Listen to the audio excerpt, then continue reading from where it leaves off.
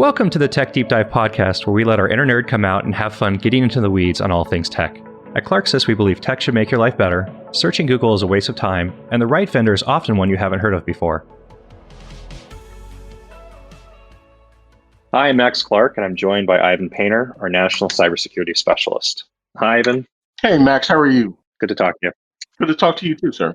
So, Ivan, we talk a lot about security, and we talk about, the impacts of security. And let's start with statistics about this. You read these stats that say, X percent of companies are going to have a cybersecurity incident, and X percent of those are going to. What is that stat in today's world? I couldn't tell you how many companies are going to be compromised because I honestly think that number shifts depending upon what's going on, and I'll bring that into focus right now. Currently, we have this pandemic that's occurring. I think the amount of organizations that are going to be affected by this, not just by the pandemic, but by the amount of malware and ransomware and all the other events that we have not yet seen that are coming, you're going to see that number exponentially increase. So at the end of the day, if let's say if the number is 60 to 75% of the companies in the country have been compromised, I would believe that the remainder might have already been compromised and nobody is aware of it, simply for the fact that they are not being monitored in the manner that they should be. So it's a matter of you don't know what you don't know. What's the impact of compromise now for companies? What's the effect of this? How does it affect them? What's the byproduct of it? That brand reputation is so important. And I know that we can say that, and a lot of companies have come back from that. We can look at Sony, we can look at Home Depot and Target and the like, but still that thought remains there. And sometimes companies don't reemerge from that type of scenario. So first and foremost, we want to say, it's going to be brand reputation is going to be damaged to a degree. People are going to think about spending their money there. Now, granted, Facebook gets compromised just about every other day, and there are tons of people that are using it and really don't care one way or the other. I find that ridiculous. But at the end of the day, there's also the financial aspect behind it as well that most people don't see. That recovery of that data, that's one. The recovery of the damages that have been done to that reputation is another. And then they also have to pay for each of the individual's data that has been compromised or divulged. They have to pay some type of protection for them for a year, for their credit. So there's a lot of money that's involved as well. So you have brand reputation, and you have finances that are going out, and then to do business with a large entity that has already been compromised before. For example, if you were trying to do business with Walmart, you have to have certain levels of security and go a lot deeper. So what it does, it creates a great deal of intrepidation for the consumer, for the brand, and then the other side, for the brand, it's going to cost them a lot of money.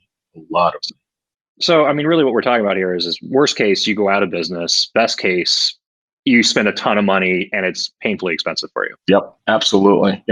And that's why with security, it's so important to get ahead of it, right? So, people always think security after the fact. Now we really need to combine security in with everything else. So when you look at SD-WAN, when you look at MPLS, even the local, devices that are going out, you and I had a conversation when I first met you, Max, about remote desktops, and that. What a wonderful thing to have right now. If everybody had that and that little device, that Chromebook, and what a great solution. We could all work from home and there would be no problems. Well, a lot of companies weren't prepared for it because they didn't see it coming. So we have to think forward with security, not just wait for it to occur. What is dwell time? It's how long, how well can I hide from you?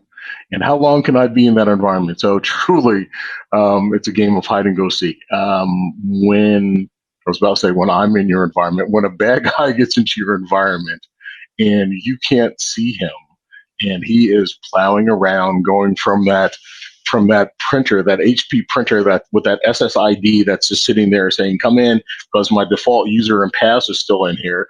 And that's a great way to access the network. And then the next thing you know, he's bouncing around that environment because he didn't have to go through a firewall. that is his dwell time. He is in your environment and you have not identified him. The bad guy, him or her, the bad guy is moving laterally through your environment, and it's very difficult to see without the correct tools in place, because quite often we don't look east-west. Everybody wants to see what's going through that firewall. Well, I got news for you.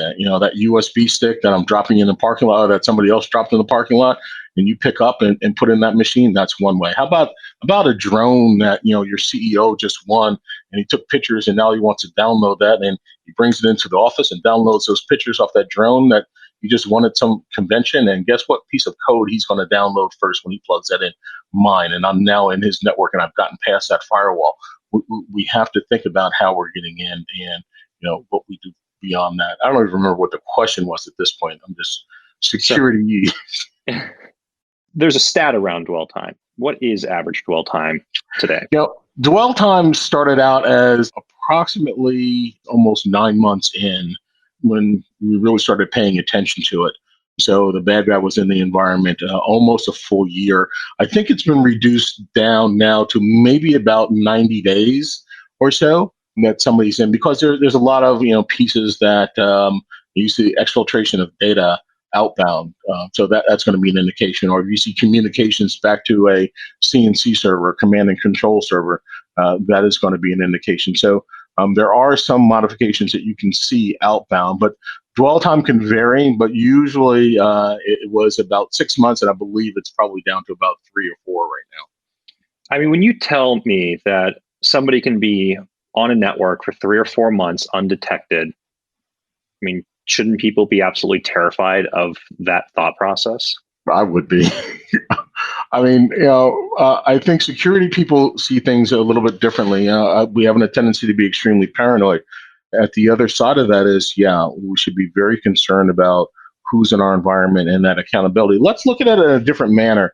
The visibility that we used to have was purely internal, right? And we looked at what's behind our little crunchy shell. 90% of the companies that I know that are out there are now using Office 365, and they're using a great deal of apps that are in space now, right? So with that, our environment has moved to there, out to the cloud beyond. We have to make sure that that is secure as well. So dwell time is extremely important to make sure that you know who is doing what and who is not supposed to be doing what in your environment. It looks like Sally. It says it's Sally, but that's not Sally. So a while ago, you showed me a slide, and it was the different components of a holistic security approach for a company. And I don't think I've seen anything with more logos on it ever. What are the components of a security posture for a business? I mean, let's start with the big box, right? They've got a firewall deployed. I mean, when you walk through that model, what are we really talking about for integrated security? Like we talked about before, integrated security is truly a layered approach, right? So either you start on the outside and you work your way in, or you start on the inside and work your way out. So if you start on the outside, yes, you have your firewall, and that's great. That firewall is that hard, crunchy shell that really doesn't exist anymore, but it's there. And then moving forward, if you really want to build, you should have some type of monitoring device that's sitting there, that's looking at that traffic that's coming into the firewall. What's hitting that firewall, right? Understanding, are there devices that can be geofenced or that can be, eliminated from hitting your firewall? And then once you egress beyond that, you want to see what made it through the firewall. So let's put a sensor there as well. So now I have sensors looking at your traffic that is coming in or that's hitting the firewall, that's come into the firewall. So I'm now monitoring that traffic, right? So I've got some type of traffic monitoring there. Beyond that, I need to understand what's hitting my servers as well. There are a great deal of logs that are being generated from servers and routers and wireless devices and even users' laptops. So let's collect that information as well. Where are we going to collect that? Well, let's find that SIM that's out there and put information there. Now that's great. So now I have all these logs in one place, but holy crap, what do I do with all that? So let's correlate it together and let's see if we can identify whatever we can from all this information. Because you want to talk about alarm paralysis, it's there. Now, so you have your SIM and you have some type of monitoring going on. Let's go a little bit deeper with that monitoring going on, and let's take that SIM information and add something called IDS, and you know what that is. Max, IDS and IPS. So when you have your intrusion detection system, we have a device that has a signature that is based upon what it already knows, right? So this is a standard of, I'm seeing this come in, it's hitting the wall. Wait a minute, I'm also seeing signatures from my SIM that's telling me this shouldn't be happening. So now we're getting correlation going on. So now I have that monitor that's sitting on the inside and outside of the firewall. I've got my SIM collecting all this information, and I'm correlating them together. Now, let's look at the true problem. And like I've said to you before, the problem truly is between the keyboard and the chair, right? So we want to make sure that we understand what the user is doing, one, and then two, making sure that the user has training, which would be part of that overarching component as well. But I want to put something on that device. So I want to make sure that device is protected. Antivirus is great. Absolutely. Next gen is better. We talk about an EDR. I want to know if that device, not only is it getting malware, but is it extruding information that we should be aware of? If my laptop is sitting at Starbucks and it is sending out a half a terabyte worth of data to, let's go pick on Hong Kong today, right? Don't you think I would want to know about that? It doesn't look like malware, but we're losing a lot of data, and this is company data. So, that's something else that you need to have. So that gives you an EDR component, right? So now let's tie that EDR component into that monitoring, into that IDS, into all the other apparatuses that you have, and let's put that to a single pane of glass, right? And let's call that a SOC, because now you have somebody that's monitoring everything that's going on with your environment. And that's not everything. Oh, I just said a really bad word, everything. Anytime somebody says we're monitoring everything, run, because you're not. The other thing that I'm a real stickler about, because I know how, if I was a hacker, how I would come in, and I'm going to come in by sitting in your parking lot and finding that printer, or finding that one device, or frankly, through Bluetooth. There's a lot of software-defined radios that are out there. So there's a lot of ways to get into an environment. So I want to know what that lateral traffic looks like with your environment too. And what that means is, it's not going outside of the internet, but is contained there within, and it's moving around. That adds to your dwell time and everything else. And then just might be extruding just a single byte of data going back to the command and control center. Somebody may not see that. So if you take all those individual components together, right, that's going to give you a very logical view of what's going on within your environment. And then lastly, the one last thing that I would probably layer on top of that is that IP fix, or that net flow data, and to understand really what is standard within your environment and what is obtuse. And then once we have all of that together, I think we have a really good understanding of what is occurring. But we have to also make sure that we know it's not just signature based. We need to look at that behavioral aspect as well. The last part about this is no human's going to be able to ingest and understand all of this data. So we have to bring in some type of understanding. You want to call it machine learning? I'm all in with machine learning. If you want to call it AI, but okay, I'll accept that as well. The reason why I'm a little iffy on AI, I think you already know this, Max, is because you had to teach it something already. It didn't learn by itself. If it learned by itself, and that's AI. And all right, I'll let it go because I'm very passionate about that. So when I started in IT a long time ago, the ratio was roughly 60 employees per IT person. Sure. And today I'm seeing ratios of like 120 to 150 to one IT person. So, two questions, right? Is security something that, as a business leader, I could expect my existing IT staff to be able to go out and buy boxes from vendors and buy subscription software and buy tools and integrate all this and use it? Or am I looking at, I need to go out and hire people to manage security for our company, and can I find these people? And what does this actually look like? What are companies facing with this in the real world, and what's reasonable to expect and to achieve? I quite often, I believe a lot of organizations believe, well, we're an SMB, or we're entry level. We're a small guy. Nobody wants our information. Nobody wants our data.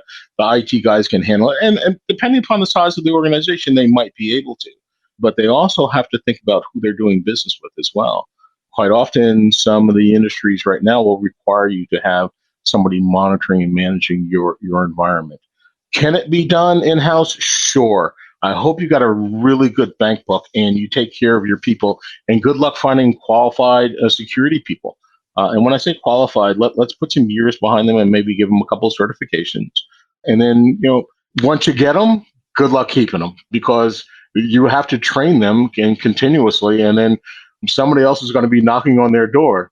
So that being the case, you've got to be able to make sure that you keep them there. So to hire a security person, there might be a few out there, but the ones that really understand all the different devices, the ones that can truly go through SIM and understand the deeper dive into what's going on in the recesses of hunting for a bad guy within all of that massive amount of information that you've collected on your SIM or you've collected on your routers, and not having it be a thought at 4:30 in the afternoon after he's patched a half a dozen machines, the last hour, and he's had to troubleshoot the CEO's device and all these other things he's done. Now you want him to look at some logs and to see if there's any bad guys out there. I think really the focus has to be on some type of managed service or some environment where those alarms are going to somebody who's really just paying attention to that. Just focus upon that. Look, in my view, organizations should be running their business, right? I'm not out here to create a widget. What I'm out here to do is to secure an environment. And to that widget creator, if you want to become a security entity, God bless and good luck. My advice would be absolutely, let's move towards managed service, and let's understand that you're not going to be able to hire the people that you need, and they already have them, and the folks that they have the experience that you want, and you no longer have to worry about your security needs. And on top of which, you've now hired a staff that you have 24/7, 365. They don't get sick. They don't go on vacation, and they're there anytime you need them. And if you have them correctly installed, they can handle an event at your location without waking you up at 3 o'clock in the morning on Christmas Eve. So, those are some of the things that we really need to think about. I always go for the massive drama, but at the end of the day, these things have happened. Just as well as I do. If we're not paying attention to it, the bad guys know when we're on holiday. They know that Corbett is here right now and that we're suffering through it. Look, they know that those checks are just in the mail as we speak. And the amount of malware or websites that are going to be out there right now to track that check or track anything else that's there are phenomenal. And it's no longer that email from Nigeria wanting to give you, $500,000 or so. These are very well crafted events that are going on. Hi, I'm Max Clark, and you're listening to the Tech Deep Dive podcast. At Clarksys, we believe tech should make your life better. Searching Google is a waste of time, and the right vendor is often one you haven't heard of before. With thousands of negotiated contracts, Clarksys has helped hundreds of businesses source and implement the right tech at the right price. If you're looking for a new vendor and want to have peace of mind knowing you've made the right decision, visit us at clarksys.com to schedule an intro call. So you mentioned earlier, companies requiring their vendors to have security. And I mean, Sure. not to pick on them specifically, but Target had a very public breach a few years ago, and that breach was tracked to their HVAC contractor, if I remember correctly. Yep. And, I would imagine that HVAC contractor at that point didn't think that they needed to have security for any reason. But can you talk about this and really how that affects the threat landscape for a company and what we're talking about? I think that HVAC contractor didn't know what security was at the time or even that he had to worry about it. Simply for the fact, if you want to do business with large organizations or even smaller organizations of that manner, and especially if they're publicly held or if they are in areas that have compliances like California or New York, actually it's 43 states of the union now have formal compliances.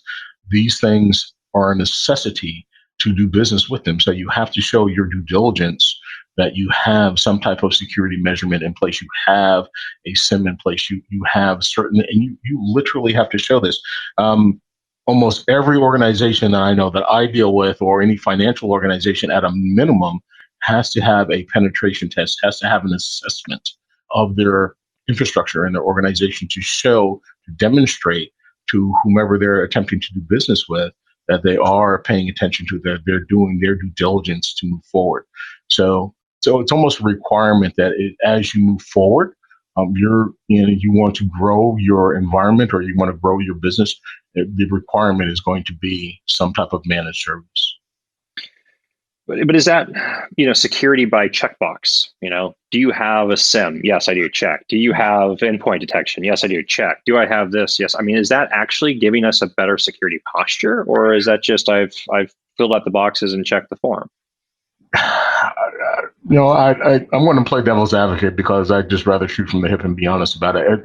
Sometimes it is that way. Quite often, it's not. Some of the CISOs especially understand that this is not necessarily a checkbox. We're doing this to ensure that we can continue to do business even during some type of incident, right, via malware or ransomware, whatever it is. The other side of that is there are some organizations that feel that they got to just check those boxes because it's a requirement. I have absolutely seen that. I think at the end of the day, the larger percentage are those that truly get cybersecurity because they might have been compromised in the past, or they have seen enough people in their vertical that have been compromised. Let's look at just the local municipalities themselves.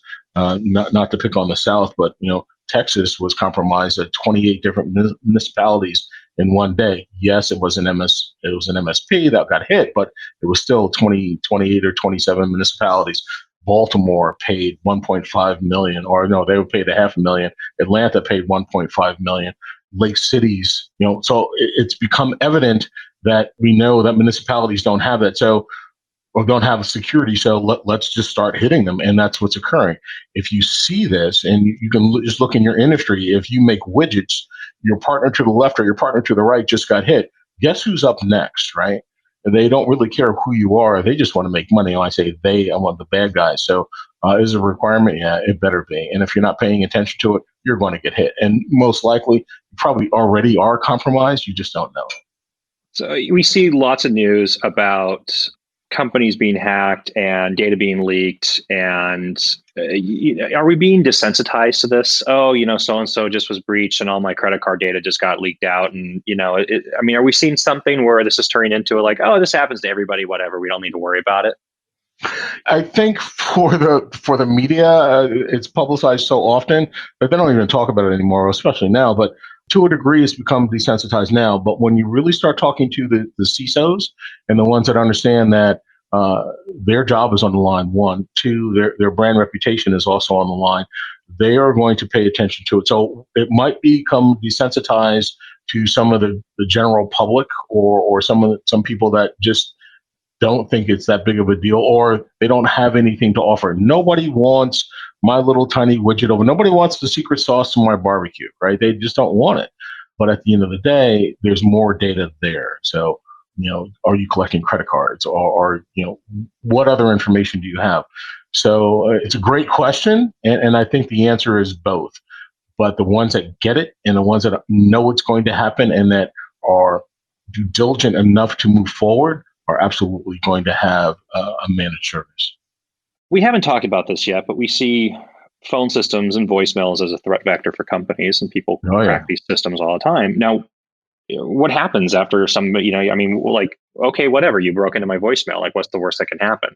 What is the worst that can happen if somebody breaks into your voicemail because you're using a PIN that says 1, 2, 3, 4 on it?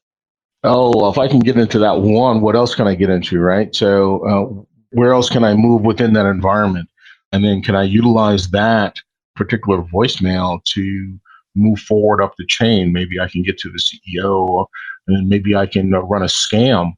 And we've seen this quite a bit for some very large companies that will send me, some gift cards or scratch them off and send pictures. Some of this is close to heart. We've seen this in a lot of different organizations. So at the end of the day, that compromise can move forward. When we look at email or anything of that nature, sometimes the crafty criminal or hacker or phreaker, whatever you want to call them, will be able to hide their footprint by either deleting emails or reverting a document that they've already read back to unread, and then truly covering their tracks while in that environment, and then figuring out who else they can relate to, or while they impersonate that individual, how they can escalate up to maybe that person's boss or another manager within that environment, or move laterally there within. So it's a great tool to move forward. It's a great starting place. Once a bad guy's in, they're going to remain in, and then just move from one side of the playing field to another. What we need to do is to be able to identify that, figure out where they came in at, find the infection vector, close the infection vector, and then get rid of the bad guy. I think it's important to note also that, the goal of a lot of security compromises relate to financial gains. What is the financial ends to the mean, and why was the compromise there? I mean, I had a customer who had their phone system breached, and it was, organized crime was using it for long distance minutes. They ended up with a $40,000 long distance bill after 2 days of usage. It was very financially painful for that company, and they were liable for that call traffic. So Max, let me turn the tables and let me ask you a question. Sure. That's something I don't see that often. So when it comes to UCAS or CCAS, are you seeing a lot of that in the environment? And will managed services also cover something of that nature? I don't think you see it as much with the big UCAS providers, because they are implementing their own security infrastructure to try to prevent this from happening.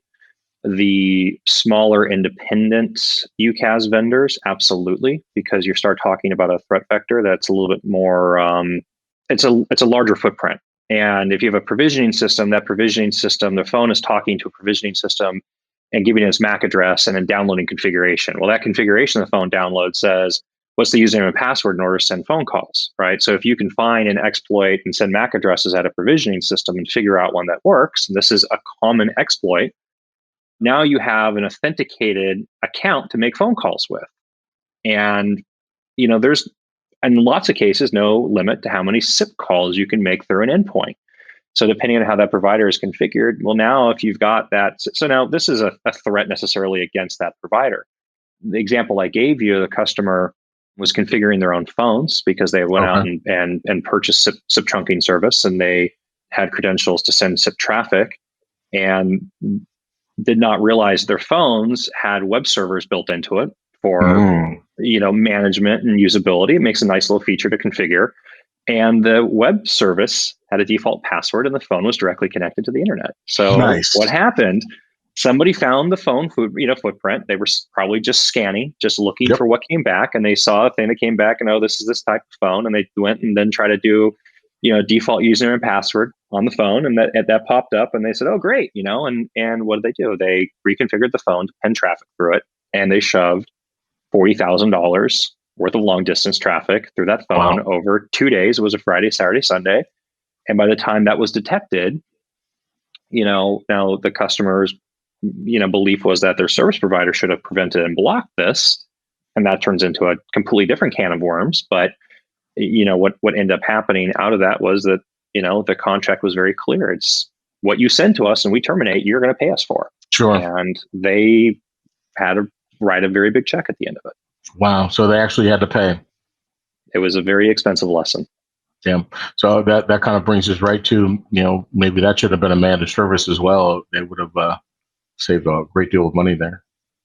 There's lots of hindsight things, right? And what I'm looking for, and what we talk about, what I'm always very curious when I talk to you, is what information can we give to people so they're not learning lessons from hindsight, or it's not a this won't happen to me kind of thing. Once you have an event, I've got lots of stories of these. Once you have an event, then you have hindsight, and you say, oh, maybe we shouldn't have done it that way. And that may or may not have impact you. You're talking about municipalities, and this really isn't about the point here. I mean, I had a hospital customer who, thought that their security policy and BCDR policies and procedures were appropriate, and that they had everything handled, and they had a ransomware attack, and they ended up having to transfer patients out of their hospital to other hospitals. So when you're talking about an event where you're taking and putting people in stretchers and wheeling them down the aisles of your corridors onto ambulances and then driving them to another hospital, I mean, that's a really significantly serious event.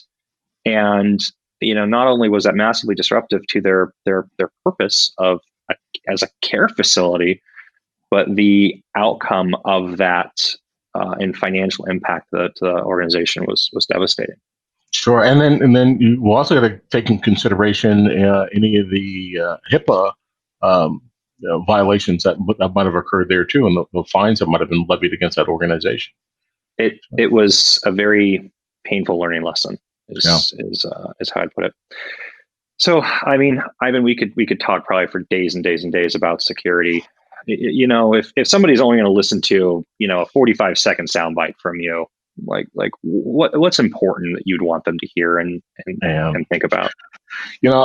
Max, you and I have both been doing this for a really long time, and the thing that they've got to get is that it's going to happen. So let's be prepared for it, right? I'm watching this virus that's touching people right now, and I remember back in the days when we used to do viruses, in the network, and then we would watch it spread throughout different networks and had to find that infection vector. I think we really need to be diligent about what we do and how we do.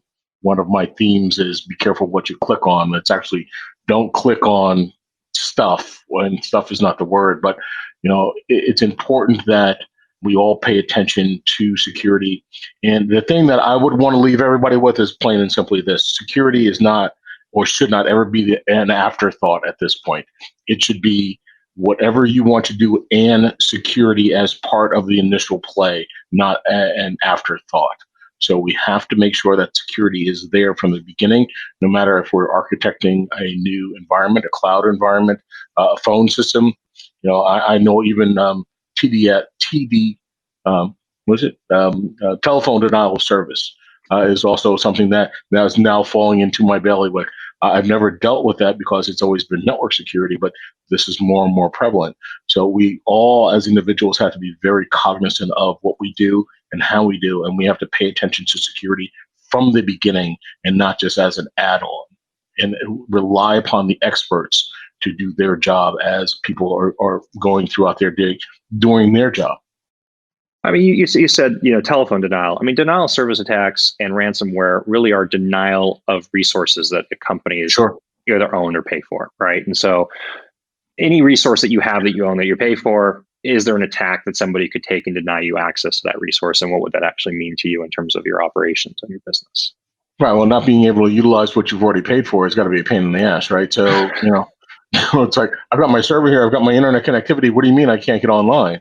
Tell the kid to stop playing Fortnite. What is it? Well, it's not that, right? Somebody's got a whole bunch of cameras across the street, and the kid, 3 blocks down has turned all those cameras into a botnet, and now he's DOSing you, or he's DOSing, your company. I think we're in for even larger attacks of that. If we saw the East Coast 2 or 3 years ago when we had some major DNSs that were DOS. So we've got to pay attention to all of it, right? What are we putting online, and how are we utilizing it? And let's be intelligent about how we move forward. Well, Ivan, thank you very much for your time. It's always a pleasure talking. Thanks, Matt. We'll talk to you soon. Thanks for joining the Tech Deep Dive podcast. At Clarksys, we believe tech should make your life better. Searching Google is a waste of time, and the right vendor is often one you haven't heard of before. We can help you buy the right tech for your business. Visit us at clarksys.com to schedule an intro call.